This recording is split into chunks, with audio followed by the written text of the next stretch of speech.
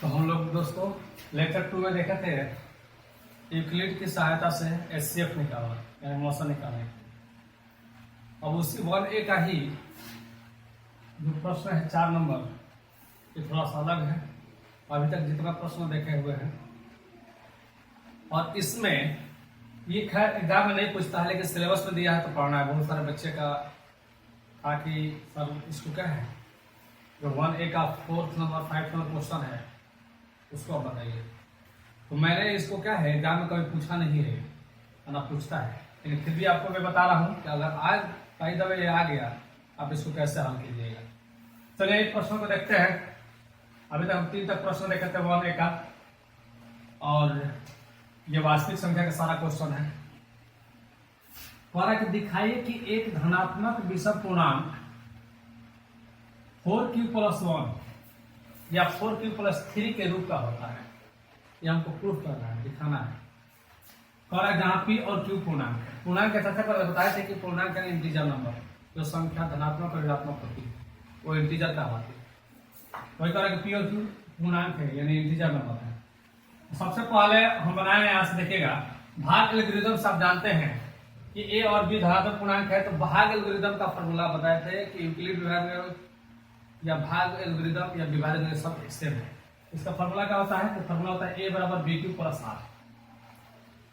जहां पर क्या है कंडीशन देखिएगा कि जीरो का जो 0 से बड़ा और बराबर है r और r से बड़ा है b यानी भाजक। आप लोग देखते हैं जिससे भाग देते हैं उसको भाजक कहते हैं, जिससे भाग दिया जाता है उसको भाज्य, जो आंसर आता है उसको q और जो शेष आता है उसको r। यहाँ को आ रहा है कि जो r का मान है वो क्या है 0 से बड़ा और बराबर होना चाहिए। 0 भी आ सकता है और 0 से बड़ा भी आ सकता है। साथ साथ r का जो मान आएगा यहाँ जो कुछ भी उससे क्या है b का मान बड़ा होना चाहिए। शेष कब होगा जी? जब भाजक सही छोटा होगा तब शेष होगा। अब आइए यहाँ पर देख रहे हैं कंडीशन देखिए कि 0 से बड़ा होगा और बराबर होगा r, और r का मान से बड़ा होगा b का मान, तभी तो इससे क्या रहेगा। यहाँ पर देखिए आपको दिया हुआ है 4q+1। बताइए यहाँ पर दिया है 4q+1, तो यहाँ पर देख रहे हैं कि b के रूप में कौन है जी? तो b के रूप में 4 है और q का तो मान खुद q है और r का मान क्या है? यहाँ पर देख सकते हैं कि b का मान जो दिया 4 दिया है, यानी b का मान जो है उस आपको क्या है 4 दिया है। चलिए यानी जो r का मान होगा वो 4 से कम होगा, यानी 3 तक हो सकता है। चलिए ये देखा जाए तो हमारा देखिए यहाँ पर a है तो a, b की जगह पर क्या रखा है? हमको प्रूफ करना है 4q+1। यहाँ भाजक के रूप में जो संख्या देगा, मान लीजिए दे दिया 5q+2 दे दिया, 7q+1 दे दिया, तो जो यहाँ भाजक के रूप में रहेगा ना वही संख्या क्या है b के मान होगा, यानी b का स्थान पर रखेंगे। यहाँ पर 4 है बोल जगह रखेंगे, तो b के जगह पर हम क्या रखे हैं वो यहाँ b के जगह रख दिया 4, q है तो q, r है तो r। अब क्या है कंडीशन देखिएगा, यहाँ b का मान हम क्या रखे हैं 4, तो 4 से r का मान छोटा होना चाहिए और 0 से बड़ा और बराबर, यानी हम r का मान 0 भी ले सकते हैं क्योंकि बराबर का है, बड़ा का है 1 भी क्योंकि 0 से बड़ा 1 है, 1 भी लिया जा सकता है, और 0 से बड़ा 2 है तो 2 भी लिया जा सकता है, और 0 से बड़ा 3 भी है ले, लेकिन 4 नहीं ले सकते हैं, 5 नहीं ले सकते, 6 नहीं ले सकते क्योंकि 0 से बड़ा है, क्योंकि वो b का मान से छोटा होना चाहिए और b का मान 4 है इसलिए 3 तक ले सकते हैं। अगर वही संख्या आपको यहाँ पर रहता 7 तो हम 6 तक ले सकते थे, अगर b की जगह 5 रहता तो हम 4 तक ले सकते थे, है ना। इस प्रकार हम इसमें क्या है 4q+3 और 4q+1 दिया है, इसलिए हम b का मान यहाँ 4 है इसलिए r का मान 3 तक लिया है। देखिए r का मान क्या लिखे हैं 0 1 2 3। अब यहाँ पर बताइए 0 क्यों नहीं रखा गया है? क्वेश्चन पढ़िएगा ध्यान से। एक धनात्मक विषम पूर्णांक, यहाँ पर किसकी चर्चा कर रहे हो?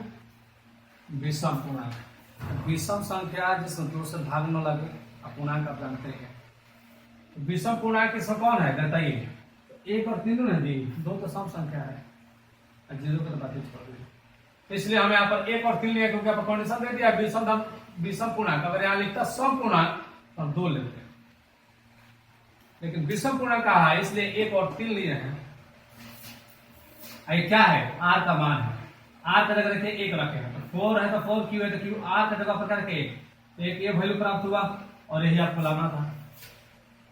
आया दूसरा, हम आर का मान विषम पूर्णांक का है तो 3 लिए हैं, तो आर देखिए ए है तो ए, 4 है तो 4, क्यू है तो क्यू, यहाँ पर आर की जगह क्या रखेंगे 3, ये आ गया 4q+3। आपका दूसरा कंडीशन ये लाना था।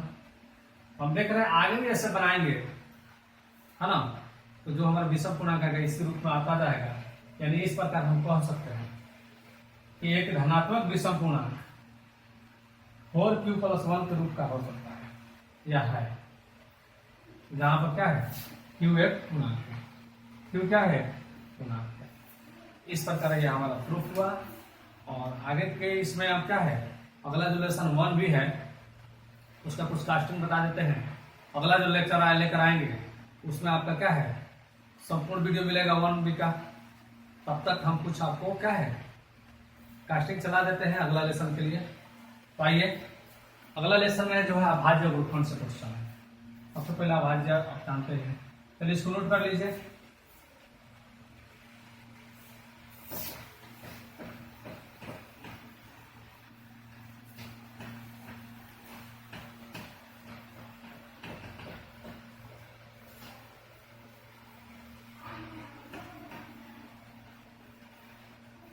अब यहाँ पर हम 1B का प्रश्न देखें, 1A का लगभग क्वेश्चन खत्म हो गया। कुछ भी डाउट हो तो आप कमेंट जरूर कीजिए, हम आपका सोल्यूशन को जरूर हल करेंगे। 1B में अभाज्य गुणनफल की चर्चा किया है, तो सबसे पहले ये अभाज्य जान रहे क्या है।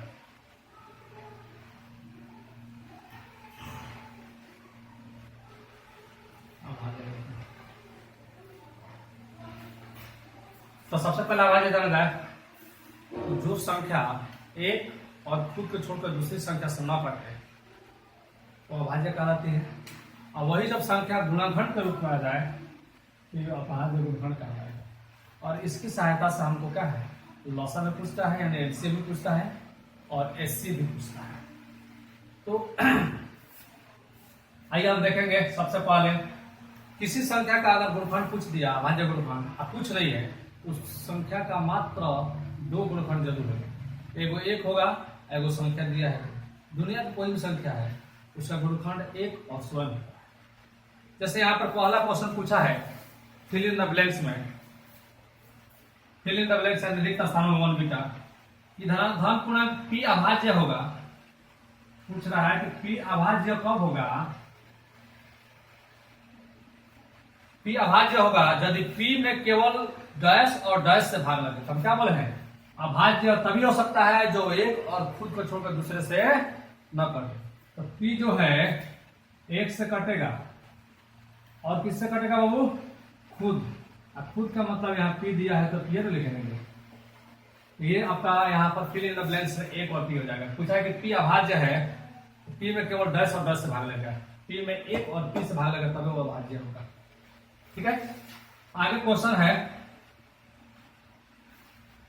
अब यहाँ पर ध्यान से देखिएगा। आगे जो ऑब्जेक्टिव क्वेश्चन है आसान आसान बना सकते हैं। ठीक है, सेकेंड क्वेश्चन जो कहा है कि डैश संख्या को अभाज्य के गुणनफल के रूप में लिखा जा सकता है। तो आप बताइए किस संख्या को अभाज्य के गुणनफल के रूप में लिख सकते हैं।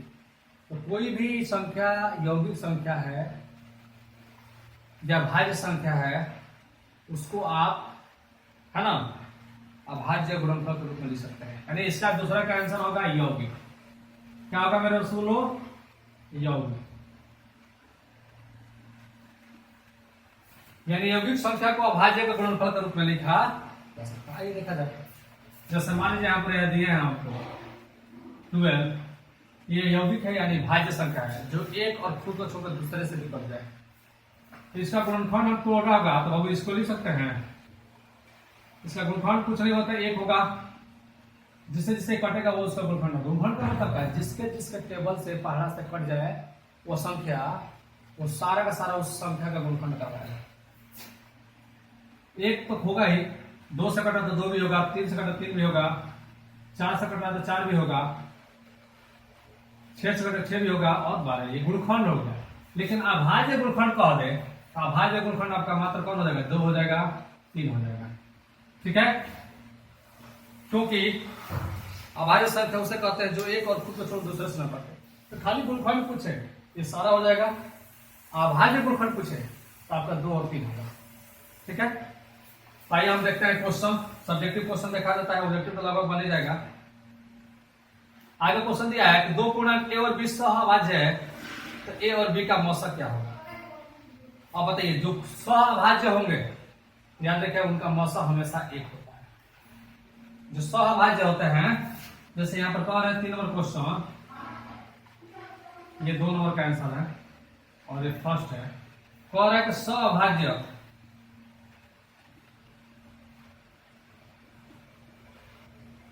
सहअभाज्य कौन होगा बाबू, तो जब सहअभाज्य है तो उसका मौसा, कह रहा है कि सहअभाज्य ए और बी सहअभाज्य है तो ए और बी का मौसा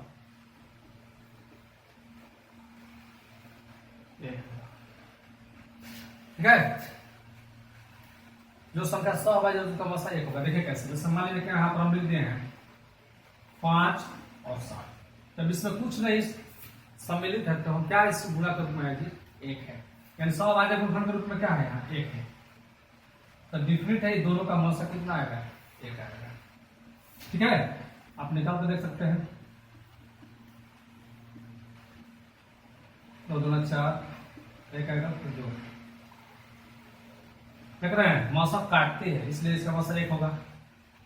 तो यहां पर हम देख सकते हैं कि जो सहअभाज्य है उसका मौसा हमेशा 1 होती है। चलिए तो आगे आइए हम थोड़ा सा देख ले अभाज्य गुणनखंड विधि से क्या अभाज्य गुणनखंड क्या है। इसका 2 का हम फर्स्ट क्वेश्चन देखते हैं, 124 इसका निकालना है अभाज्य गुणनखंड। चलिए सबसे पहले इसको हम तोड़ेंगे, क्या करेंगे बाबू, तोड़ेंगे। तोड़ने के लिए तरीका बताया गया है कि जिसके लास्ट में 0, 2, 4, 6, 8 इसमें से कोई भी रहेगा वो संख्या किससे कटेगी, 2 से। और जिसको जोड़ने पर 3 के पहाड़ा में आ जाए वो पूरा का पूरा 3 से कटेगी। और जिसका लास्ट में डबल 0 या लास्ट के 2 अंक 4 से कटता है तो पूरा संख्या 4 से कटेगी। अब 5 से क्या है जी, जिसके लास्ट में 0 और 5 हो किससे कटेगी, तो 5 से कटेगी। ठीक है, मेरे उसको लोग काटने का नियम सीखिए तभी जाके गुणनखंड बनेगा, तो लगेगा हाँ उल्ट। ठीक है, कहा जाता है ना गर्मी होगा और बताया गया छोटा तो पसीना ले ला को वही हाल हो जाएगा। चलिए सबसे पहले लास्ट में क्या है, 4 है, तो 4 है भाई जी किससे कटेगा, 2 से। तो 2 से काटे तो 2 छोड़ 12, 2 2 4। फिर इसको 2 से काटेंगे, लास्ट में 2 है इसलिए देख सकते हैं 2 3 छोड़ 2 अब ये नहीं कटेगा, लास्ट में 1 है तो 2 से कटेगा ही नहीं। 3 से चलिए 3 1 4 जोड़ने पर 4 आ 4 3 के पार में 3 से नहीं कटेगा। अब इसको हम लिख सकते हैं गुणनखंड के रूप में 2 × 2 × 31। ये दोनों से है ना, तो गुणा में पावर जुड़ जाता है, घटा का नियम पड़ा है ना, गुणा में पावर जुड़ता है तो पावर 1 माथा पर 1 तो 2 हो जाएगा, 31 के पावर कुछ नहीं देगा, यही आपका हो गया अभाज्य गुणनखंड। ठीक है, कोई भी संख्या का अभाज्य गुणनखंड आराम से काटने का नियम याद रखिए, आसानी से अभाज्य गुणनखंड निकालेंगे। चलिए आइए क्वेश्चन और देखते हैं 1b का। अगला दिया है 5005।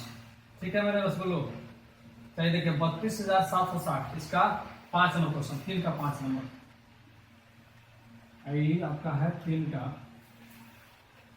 पहला 1b 3 नंबर का पहला क्वेश्चन, 3 नंबर का 5वां क्वेश्चन है आपका 32,760 32,760।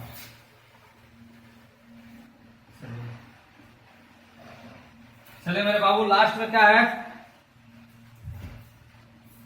0 है, 2 से कटेगा है ना। चलिए 2 × 2 जल्दी देखा है, टाइम ज्यादा देगा और यहाँ से कैरी ले लेगा, हाथ से ले लेगा 12 तो 2 × 12। आप लोग ऐसे भाग दे दीजिएगा जिनको दिक्कत है।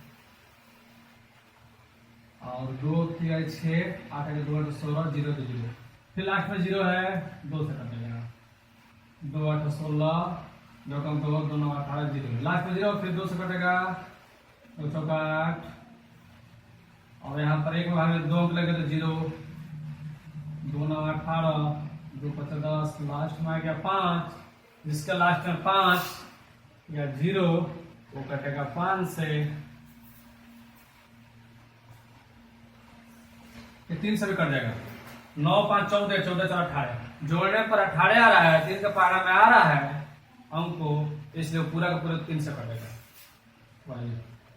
3 एकम 3, 10 आएगा, 3 3 का 9, 19 हो जाएगा, 3 6 18, 3 5 15, लास्ट में 5 आए, 5 6 11 11, और 3 14 15, फिर 3 से कटेगा, जोड़ने पर 15 आ रहा है, 3 चौका 12, 3 5 15, 3 5 15, 5 5 10 14 नहीं कटेगा, लास्ट में 5 है, 5 से कटेंगे, 5 9 45, 5 का 5, अब ये हो गया 13 से कटेगा, 13 से 53। यहाँ पर देख रहे हैं क्या है, ग्रुप नंबर 2, 1 2 3, 3 आया है, तो इसको 2 के पार्ट पे लिख सकते हैं बाबू। चलिए 3 कितना बार आया, 2 बार, और 2 लिख सकते हैं, और 5 कितना बार, 1 ही बार आया है, 13 और 7 1 ही बार आया है, यह हमारा अभाज्य गुणनखंड होगा। ठीक है, इस प्रकार हम अभाज्य गुणनखंड निकाल सकते हैं। तो एग्जाम में ये आएगा तो ऑब्जेक्टिव क्वेश्चन के रूप में आता है, और अभाज्य गुणनखंड विधि से जो मसल से 2 नंबर वाला पूछता है, या यूक्लिड विभाजन के नियम से जो पूछता है, तो ये सब आप आसानी से बना सकते हैं, सिर्फ और सिर्फ कॉन्सेप्ट आपका क्लियर होना चाहिए। बहुत सारा चीज जानते हुए भी नहीं बनता है कि क्या होगा इसका आंसर, क्या नहीं होगा, बोलेंगे तो सर क्या बोलेंगे। तो हिस्टेशन को खत्म कीजिए। जिंदगी में जब हिस्टेशन अंदर आ जाएगा ना, तो कभी आप नहीं करते। हिस्टेशन यानी आपके अंदर जो शक होता है, उस शक को निकालिए और लाज सर को निकालिए, क्योंकि शर्म उससे आती है जो शर्म से शर्माता है, शर्म उससे आती है जो शर्म से शर्माता है, शर्म से क्या आएगी जिससे शर्म भी शर्माता है। ठीक है, इसको ध्यान में रखकर पढ़िए, हाइड्रेशन को मारिए, लाभ चला जाएगा। चलिए तो आगे हम लोग देखेंगे। ठीक है, अब अभाज्य गुणनखंड विधि से मौसा और लौसा एक क्वेश्चन देख लिया जाए। ठीक है, चलिए इसको स्क्रीनशॉट लेना है, ले लीजिएगा।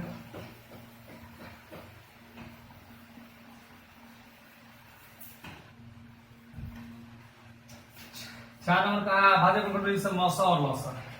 अभाज्य गुणनखंड विधि से मौसा और लौसा, ये क्वेश्चन नंबर 4।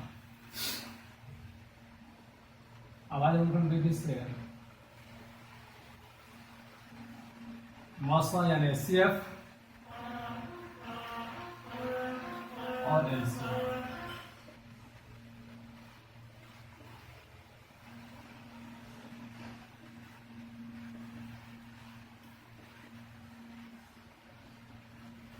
ठीक है, ये फटाफट देखा जाए।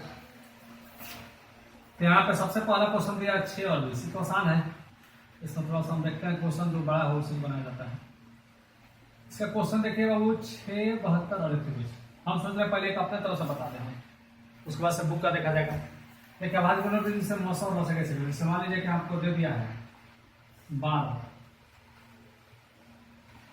और दे दिया आपको 18। ठीक है, इसका हमको निकालना है क्या है, मौसा और लौसा, लेकिन विधि है अभाज्य गुणनखंड। सबसे पहले इसको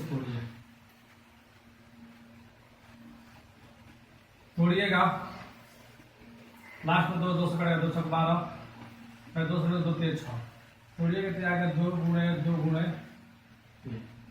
ठीक है, और ये तीनों का तीनों संख्या अभाज्य है गुणनखंड के रूप में, इसलिए इसको अभाज्य गुणनखंड बोल सकते हैं। 18 है तो 18 लिख दिया, इसको भी तोड़िए, 2 से कट जाएगा 8 लास्ट में, 16 18, फिर 2 से नहीं करेगा 3 से, 18 को तोड़ाएगा तो अगर 2 3। अब यहाँ पर देखिएगा, हमको निकालना है बाबू सबसे पहले, हमको सबसे पहले निकालना है मौसा। तो मौसा का मतलब जब लॉस, मौसा का मतलब शॉर्ट ऑफ, जब दोनों में हो, और दोनों में कौन है जी, तो 2 है दोनों में, ये 2 है, तीसरा 2 है, ये 3, ये 3 है, इसको भी लिख सकते हैं। तो देख रहे हैं कि मौसा का मतलब जो दोनों में संख्या है उसका गुणनफल, और जब कुछ नहीं है तो वहां 1 ले लेंगे। तो यहाँ पर 2 है दोनों में, और दोनों में यहाँ 3 है, इसलिए इसका मौसा क्या है 6 होगा। और लौसा निकालना होगा, तो लौसा निकालने के लिए जो दोनों में है वो तो लिखेंगे ही, जो दोनों में है वो तो लिखे दिए, बाकी जो बचेगा उस सबको लिखेंगे गुणा करके में। जो दोनों में है उसको लिखेंगे तो खाली मौसा हो गया, और जो दोनों में उसको और प्लस जो बचा है उसको, तो बचा क्या है जी 2 बचा है, और क्या बचा है 3 बचा है। तो 2 3 6, 6 दूना 12, अब 12 3 36, तो एलसीएम हो गया 36 और एचसीएफ हो गया 6। यही है अभाज्य गुणनफल। अब यहाँ पर देख सकते हैं ये तो सिंपल होता है, जहां पर कुछ नहीं होगा, जैसे मान लीजिए यहाँ पर देखिए 17 और 25, 17 और 25 पद इसका एचसीएफ निकाले, तो 17 को तोड़ेंगे तो क्या होगा जी 17 इंटू 17, अब 25 को जब तोड़ेंगे तो 5 इंटू 5।